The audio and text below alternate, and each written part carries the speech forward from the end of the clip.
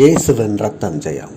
இன்று நம் அன்னையாம் திருச்சபையானது தொழிலாளரான புனித யோசேப்பின் விழாவினை சிறப்பிக்கின்றது. இறை இயேசுவில் அன்பார்ந்த இறை மக்களே, நாத்திக பொது உடைமையாளர்கள் மே தினத்தை தொழிலாளரின் நலனுக்கென்று முதன்முறையாக உருவாக்கினார்.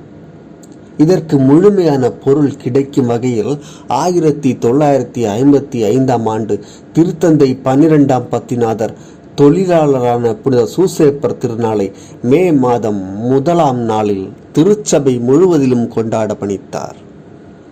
இயேசு ஒரு தச்சு தொழிலாளி என்பதற்கு நம் தாயாம் திருச்சபை முக்கியத்துவம் கொடுக்கிறது.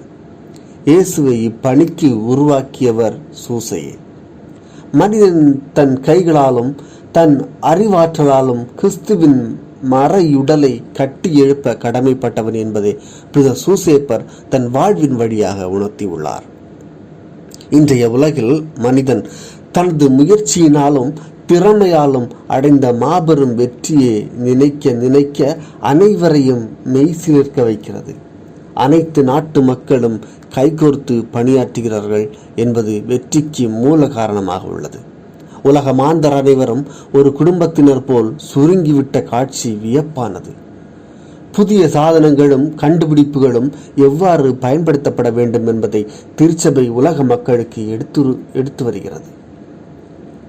கடவுளின் திட்டம் மனித வரலாற்றின் நிறைவேற மனிதன் எவ்வாறு ஒத்துழைக்க வேண்டும் என்பதை சூசை தன் வாழ்வில் உணர்த்தியுள்ளார்.